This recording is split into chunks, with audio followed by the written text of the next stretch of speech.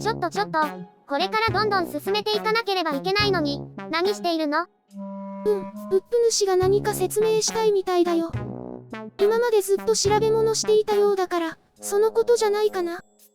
仮組終わって回収するところもはっきりしたのに、この上さらに調べることってあったの？さあ、それはウップ主に聞いてみないと。あ、来た。お待たせ。ねえ、ウップ主、なんで作業中断させられているのかな？このキットを解説していくうちにちょっと気になることがあってね。気になること？そう、前回の動画で具体的にどうするかはっきり言っていないところがあったと思うけど。どこよ？この部分だよ。楕円型の翼の部分だね。ここがどうしたの？この場面でなんて言ったか、覚えてるかな？確か。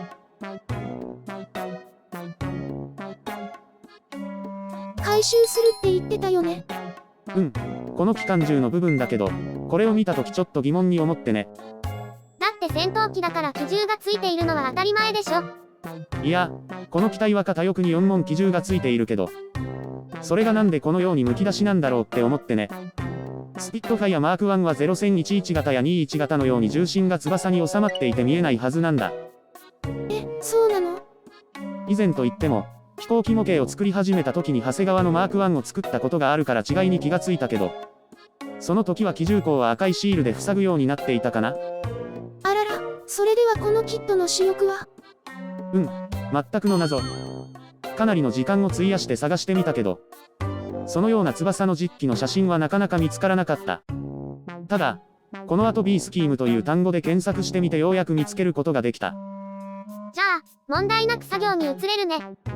いや、この主翼を検索している過程でこれを見つけてね。タミヤのキット、48分の1のスピットファイアマーク1の同じマークングのキットがあるんだけど、ふむ。これ、実は中身は72分の1と同じような重心が見える翼だったけど、このキットの箱絵に注目。どれ？どういうこと？気がついたかな？そう、なんと重工の出っ張りがなく引っ込んでいるね。どちらが正しいのかな？さあ、どっちなのかな？ちなみに、ドイツ軍機の防御に対抗するために 20mm 機関砲を搭載したマーク 1B という機体もあるんだけどね。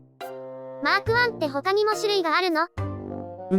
機銃が丸出しだから口径の大きいものを積んでいるのかなと思ってこのキット。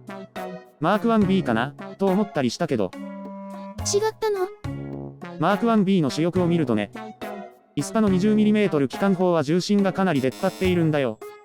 ネットで調べた時に、そのような見た目のマーク 1B の写真は結構あったよ。違ったんだね。そうなるかな？というわけでだな。二人には申し訳ないけど、別のマーク 1A の機体に仕上げてもらおうと思う。長谷川の限定キットの作例にあるものだね。以前市電でも青島の作例で作ったことあるから大丈夫。またなの？なんでそうなる？いや、今説明したばっかりだろ。主翼に関しては回収の方向で行くよ。翼の重心を埋めて赤テープを貼るようにする。こっちの作例ならパイロット名も分かっているし、機体の回収も少しで済む。別にそのまま作ってもそれなりの出来になるじゃない。第1個の機体にするのにデカールはどうするのよ？心配無用だよ。ちゃんと手配しておいたから。これを見なさい。これは、まさか。そう、依頼出してデカールを作成してもらった。だからちょっと時間がかかっちゃったけどね。ちょっと見た感じ詰めすぎた感じがあるけど、ちゃんと使えると思う。また勝手に決めて。今回は仕方ないだろ。キャノピーの小窓のデカールも用意したので、ここの作業もかなり楽になったんじゃないか？これでも当初予定通りにするのか？まあ、いいんじゃない。せっかくウップ主が用意したんだから。まあ、二人がそう言うなら。じゃあ、決まりだな。前回スピットファイアの制作の予定を解説し、そして今回の序盤の混乱の影響で、少しばかり時間をかけすぎてしまいましたので、今からやることは、仮組みした機体をばらして部品に戻そうと思います。もっとも、この作業はそれほど時間もかからない上に手もかかりません。仮組みに使用したマスキングテープも役割を十分果たしました。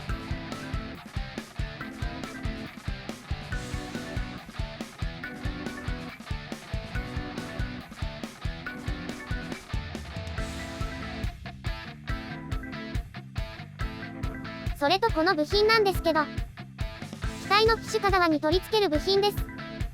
困ったことにこの向きだと手で取ろうとすると、このようになかなか取れません。道具を使った方がいいですね。前回の解説で回収することにしたこの部分ですね。コックピットの照準器が透明部品ではなく普通のプラスチックなので、説明書には瓶で塗るように指示してありますが、ここは切り取って透明なものに変えましょう。照準器のクリア部品に交換する箇所を丁寧に削り取ります。この出っ張っている部分を慎重に。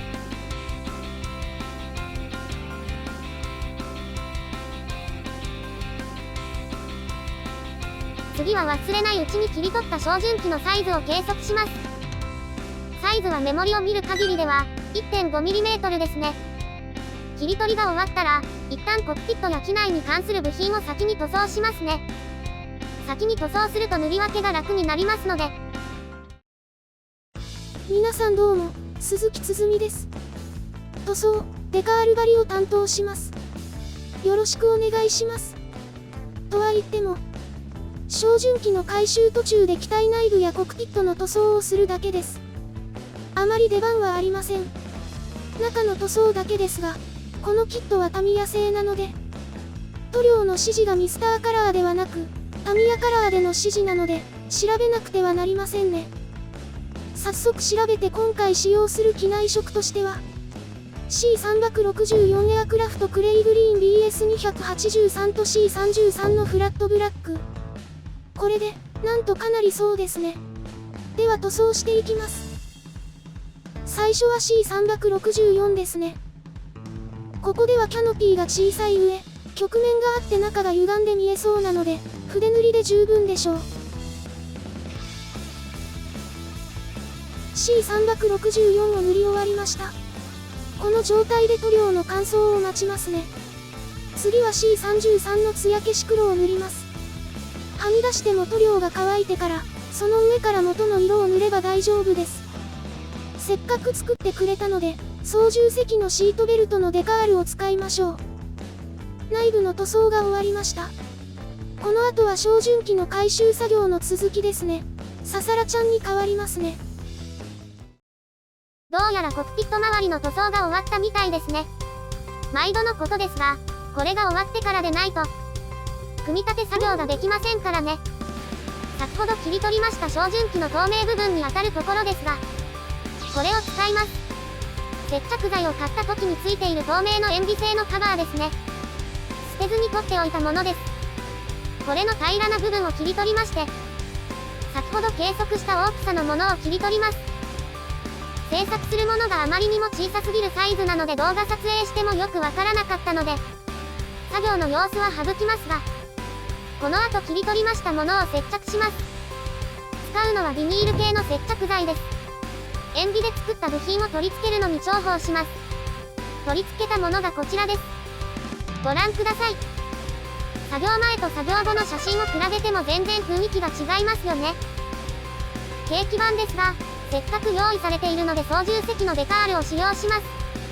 これで内部の作業が完了です。透明な塩ビ板を小さく切って部品を作りますので、とても面倒な作業ですが、何度かやっていれば慣れてくる作業ではありますので皆様も作る機会があれば挑戦してくださいね。もっとも、完成してキャノピー越しに見て、はっきり見えるかどうかは謎ですが。さて、いよいよ組み立て作業ですね。接着剤を使って固定します。注意点は以前の動画でお話ししましたので、組み立ての様子を動画で流しますね。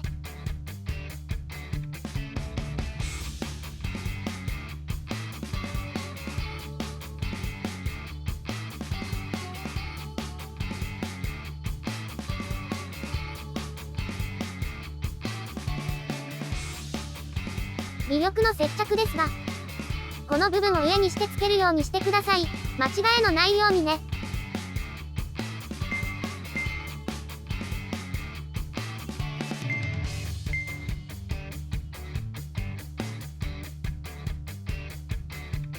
第1段階での組み立て作業が終わりました。次の作業ですが、主翼と胴体が合わない箇所がありますので、接着剤が固まるまでしっかりと固定します。その後隙間があるところ、ラインができている箇所に盾を使って埋めます。盾を使うということで、この動画の冒頭で話していた主翼前縁の機関銃の部分、これも埋めなければなりません。この作業には盾を使いますが、とても目立つ部分なので、丁寧に仕上げなければなりませんね。さあ、作業に戻りましょう。ポリエステル盾を使います。2つ合わせて使うタイプである上、ちょっと匂いが独特なので使うのに二の足踏むかもしれませんが、乾燥後の引けがほとんどないので、その点はとても重宝します。胴体と主翼の補修が必要な箇所に盾を塗っていきます。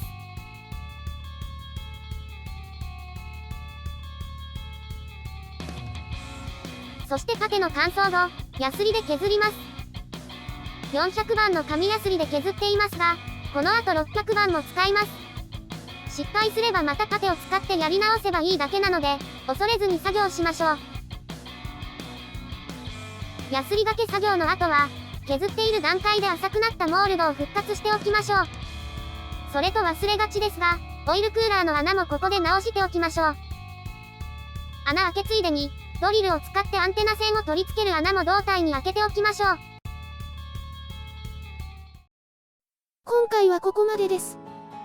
今回も変更があってゴタゴタしちゃったね。まあ、それは仕方がないよ。あのまま説明書通りに作ってもいいけど、ウップ主も必要なものを準備していたしね。そう言われると仕方がないね。それに今回は回収作業は少なかったから比較的楽じゃない。確かに。さて、次はつづみちゃんの番だね。頑張らないとね。